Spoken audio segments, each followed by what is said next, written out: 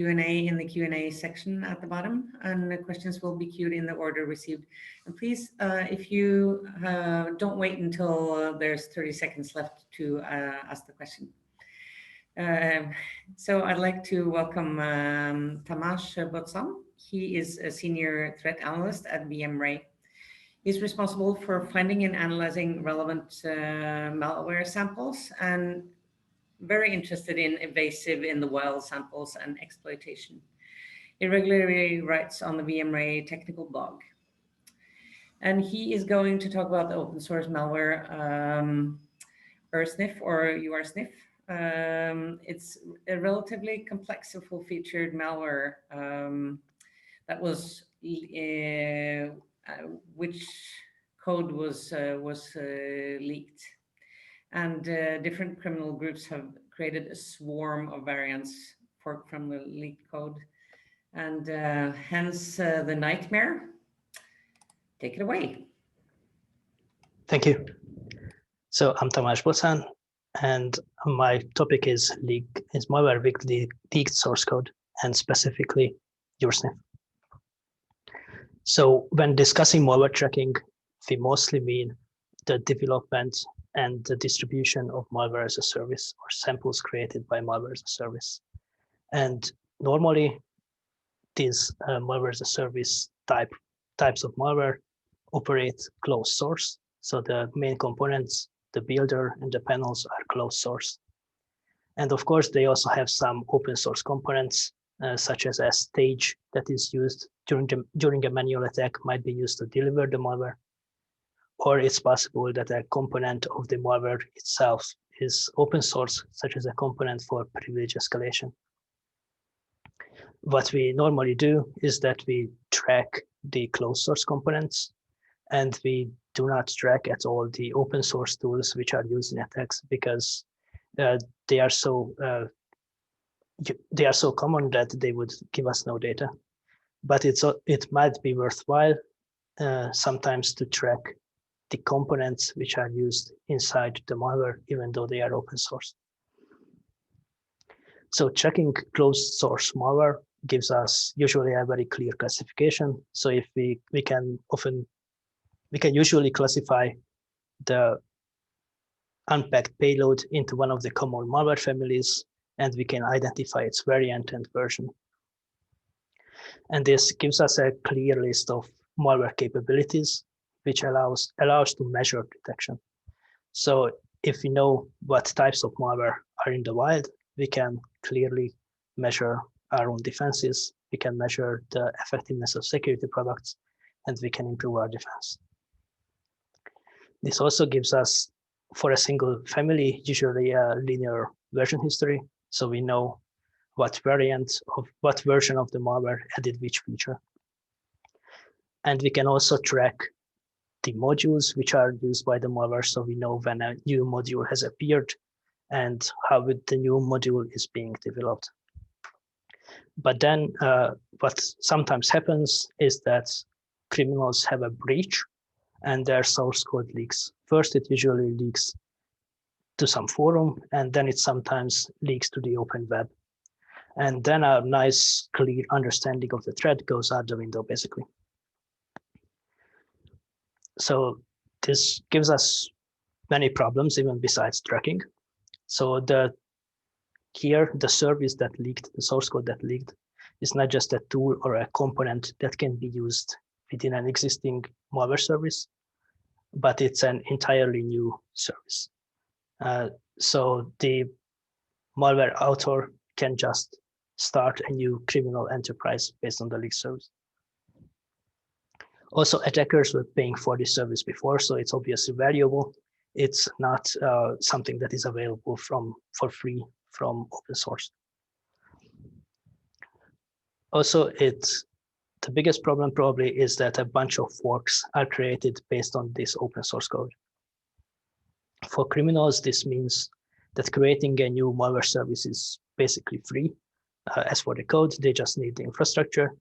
So the cost of entry to create a new malware service is dangerously reduced. And for defenders, it means that detection is somewhat more difficult because the the malware became more diverse. And the biggest impact is that tracking it gets extremely challenging now. The reason it's challenging is that the leaked code, that the forks have almost entirely the same source code. Sometimes the client side might even be completely identical, and it's possible that the forks only change the server side of the malware or the panel that is visible to the attacker. It also happens that the information that is available from open sources is inconsistent, which is very understandable. So tracking these different variants of leaked malware is very challenging. So it happens that blogs and papers, and especially Twitter, calls these samples by different names and groups them very differently. All in all, that tracking these leaked source malware needs a very different methodology from tracking closed source malware. So to establish our methodology, or at least to present it, we will be presenting a case study that we conducted over Ursnif. This is also known as ISFP or GOSI, or many of its variants are known by different names from different sources. Probably the most technically correct name would be ISFP, because that's how the developers called the original leak code. But the most accepted industry standard name for it is Ursnif, so I'll be calling it Ursnif. Really, the naming doesn't matter as much as the grouping. So how we label each group is probably not that important as what each group contains. So why we pick this malware is that it's been on GitHub since at least 2015, which means that if we observe how the malware looks now, we can observe the long-term effect of the leak. So we can see how it changed in 5 years. The most important takeaway is that when tracking the malware, we're looking for divergences from the leaked source code. And these divergences are implemented by the attacker to please their customers. So they implement customer-facing changes, the customer being the attacker who they sell their malware service to. So they are either some new feature or some way to bypass security software and researchers. The first logical idea would be to track the changes in the payload. So the original payload of the malware was mostly focused on attacking browsers. So it conducted many inter-browser attacks where it hooked certain API calls of browsers and then modified HTML or injected HTML and JavaScript into web pages of banks or other websites which contain credentials. And it also did cookie grabbing. But besides this, it was also a very versatile and quite generic bot. It implemented a bunch of other features, such as it provided a SOX proxy to the victim service, which was at the time also very useful for making it more difficult for the bank to detect that even though it's the client is using the correct credentials and the correct two-factor authentication keys, it's still not the same client. So at least the IP address was the same. Today, this is probably not enough. It also implemented key logging and screen recording features, and it could also grab other data such as emails or passwords from FTP or instant messages, and it could grab files based on their file path. Since then, there was mostly necessary maintenance for the new browser versions. So to still successfully add hooks to new browsers, they needed to conduct maintenance to the browser stealing module. There's also a bunch of new web inject kits. So the JavaScript which is injected into the browser. These web inject kits were always separate from the malware itself. These are separate projects. They just have developed separately from the malware since then, and they are now their own separate industry. There is also VNC compatibility. So when the attacker is trying to access somebody's banking information, then they often need to access it from their computer, their browser. So they VNC in and they conduct their attack from the victim browser, try to trick them into giving them their two-factor authentication or just doing something once they are already logged in. And they also added stealing from additional applications. So what's good about tracking by payload is that they are diverse, especially in their configuration. But what makes it not so good is that all of this data is stored on the server side, and it's not easy to get this data. And it's especially not quick to get this data.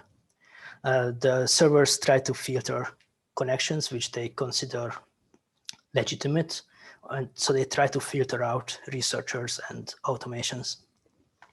And there's also a manual element to it. So sometimes to observe the full attack, the attacker needs manual interaction. So we would actually need to fool a human to get the data that we need. The biggest problem with it is still that it's very slow, and we need an active server for it. So we can't do this retroactively for thousands of samples quickly. So a probably better idea is to do it based on the changes in the panel that are shown to the attacker for controlling and configuring their bots. The reason it's good is that it's very user-facing. So this is the most likely thing for the malware developers to change compared to the leaks. And what's even better is that a panel change translates to a communication protocol change. So we can observe it on the client side without interacting with the panel at all, or even the panel being online. We can just observe this communication protocol on the client side. So at first, the network beacon looks completely useless. It's just a bunch of encrypted and encoded data. And it's also using a user agent, which is runtime generated. But luckily, if we dive deeper, we find that before the encryption, these network beacons were generated from format strings inside the malware. And these format strings have minor differences compared to the leaked code. So let's get those format strings. We can either decrypt them from the BSS section where the malware stores them, but it's easier to just observe them at runtime. So these small format strings are all new compared to the original source code, and there's many, many more depending on the malware variant. So what we do is that we extract all of these format strings for the thousands of samples. We clean it up, then cluster it, and then we can generate error rules from it. And these error rules look somewhat different from the error rules that we're used to. So most error rules are used for detection.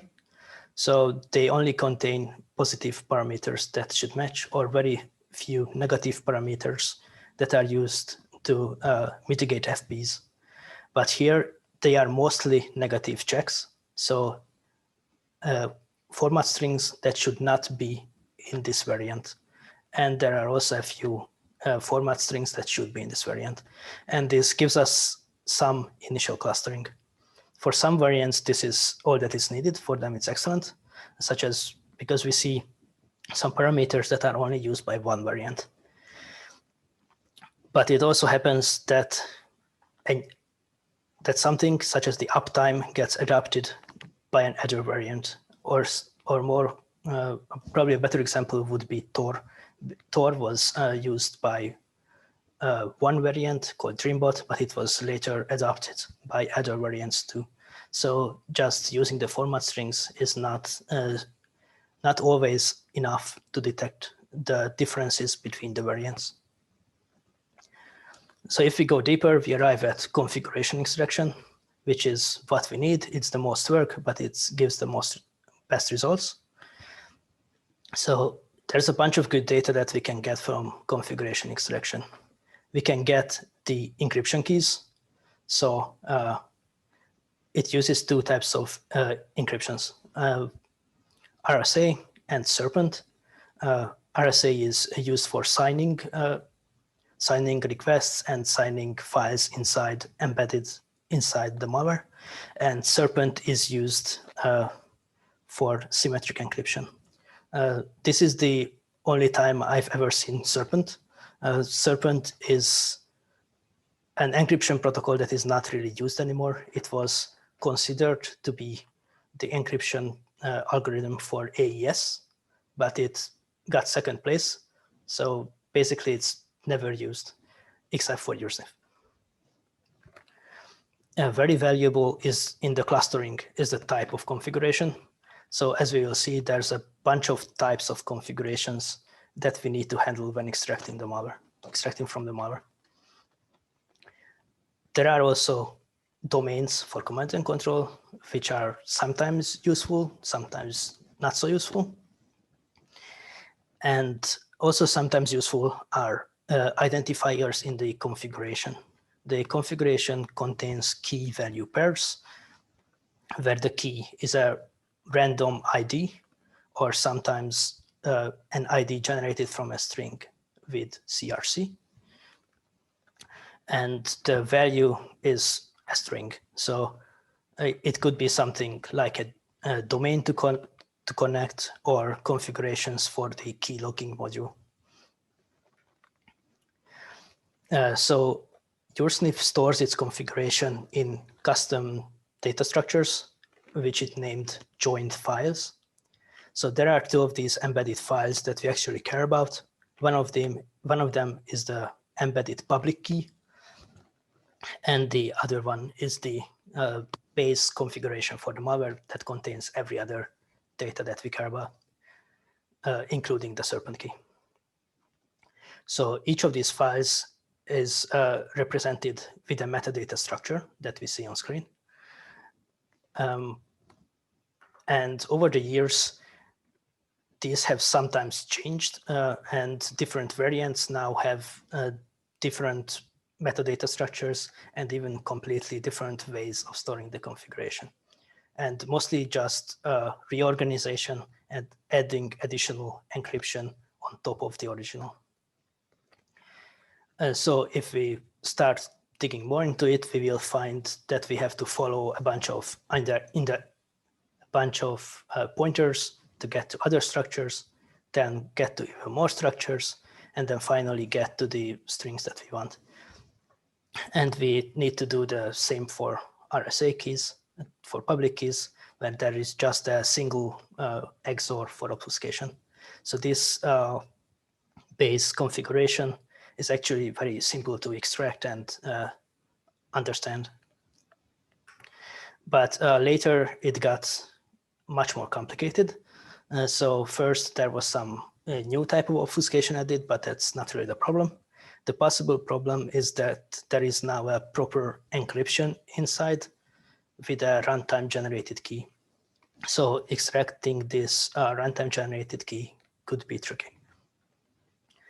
But to get it, but if we have the runtime generated key, we also got the RSA key just like before.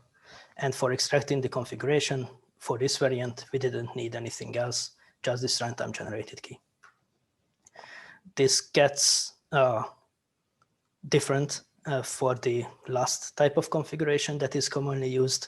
Here, the structure has been moved around much more. But the biggest change is that one of the biggest changes is that we need a different runtime generated Serpent key, so it's generated in a more complex way that is harder to extract.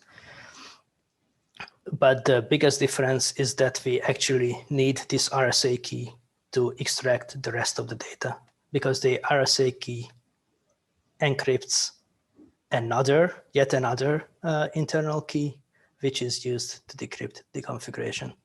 The point here is just that since the original original structure, it got way more complex, but in the same way. So there's no major changes in a way that they reorganized everything. They just moved things around and added even more questionable encryption on top of the already questionable encryptions.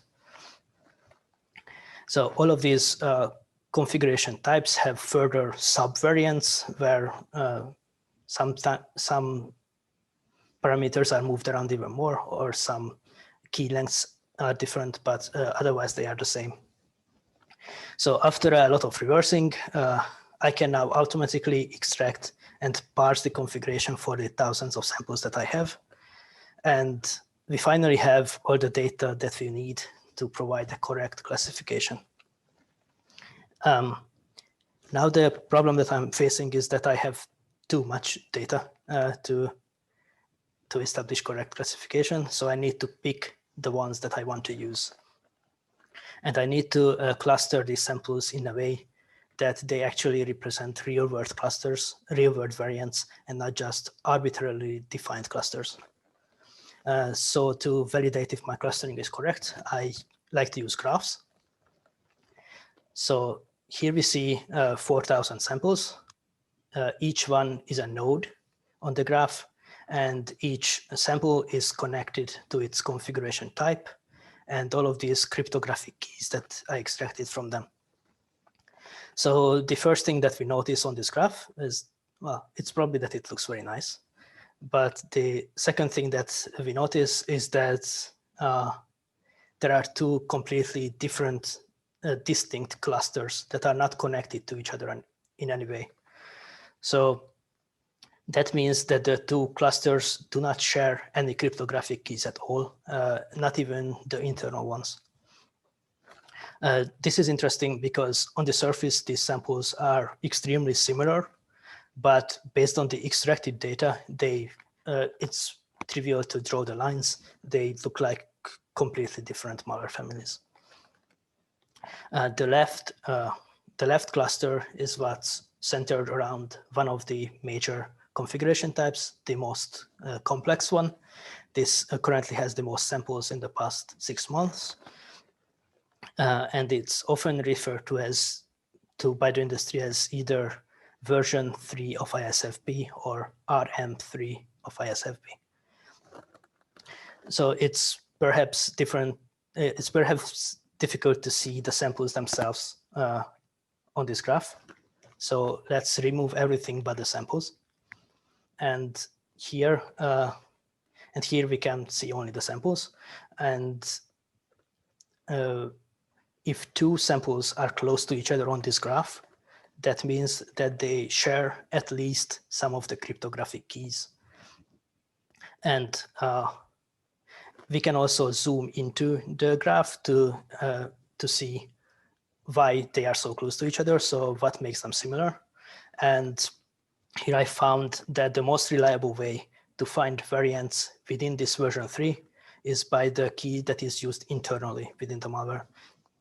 So that allows me to find different software versions and the other keys which can actually be configured by the user can be used sometimes to find different attackers or different users of this malware service.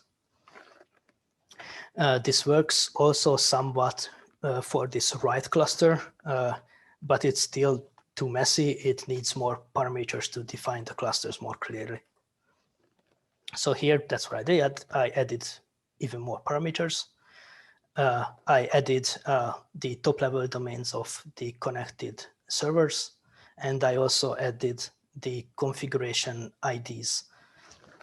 So the configuration IDs roughly give me the possible features of the malware that the attacker can configure for themselves. And because these configuration IDs also change, it also separates the variants somewhat. So at first glance, this graph looks even messier.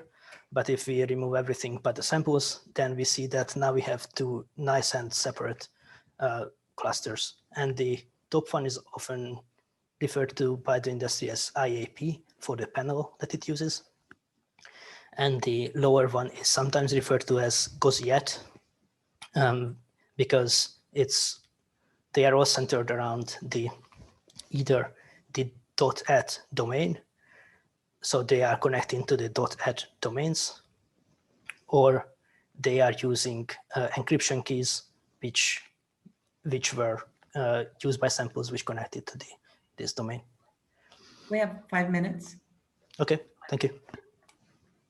So if we go further back in time and we add samples from the past, which happened before 6 months, then we see that there used to be another cluster which now completely disappeared. It was around the .onion TLD, so it used Tor. This cluster of samples was called Dreambot, and it disappeared a couple of months ago. So now we can observe some of the long-term effects of malware source code leak through this case study. So what you observe is that there are still multiple active services that are using variants of the leaked source code, but these variants are slowly getting replaced by more modern malware, such as the case was with Dreambot. But even after 5 years, multiple variants of the malware are still going strong as separate services. So when looking for changes since the original version, we see that the defining properties have amplified. So the core feature has remained. It's still mostly used for stealing banking data. But we also observe a generalization. So now it's used in a more generic way to deliver secondary pieces of malware. And we also observe that internally, internally is just more of the same. So in the leaked source code, the configuration was stored in a complex and hard to parse way. And since then, it got even more complex and even more difficult to parse, but still not impossible. So if we want to detect it, we should detect it wide. So we should target with the detection the core behavior. With Ursnif, these are browser attacks and file stealing.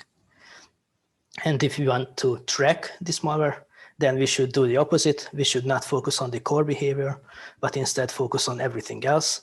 So focus on the changes which are introduced by the malware developers for their users and how this translate into minor code changes, or even better, minor configuration changes. So there has already been a lot of good quality research about this topic. This is a well-researched piece of malware. So there's a lot of work that I can recommend. These slides will be online, and I recommend you check out these pieces of research if you're interested in it more. So thank you for listening, and I hope we have time for some questions. Yes, we have a little time. We have a question. What about those samples that are not sharing any similarities with the others, and they are separated in the graph? Are they crafted by someone who has completely rewritten the original? Okay, that's a good question. So even on this final graph, there are some separate samples that didn't fit any of these big classifications that I meant. So these cannot reuse any of the public keys because they would need the private key for it. So on this graph, they appear as outliers on the lower sections on this graph, or in the outskirts of the lower one. These are the ones which are using one of the old config structures, but are not sharing enough cryptographic keys with the others to make them similar. These are very rare though. So if somebody starts a new project, it's likely that they turn to some newer leaked code, not something that's 5 years old. All right. I think we're exactly on time. And so I'd like to thank you very much for an interesting talk. And I think there's a short break before keynote, if that's correct, Josh. That is correct. There'll be about a 20-minute break, and then you can log back in for the final keynote today. Right.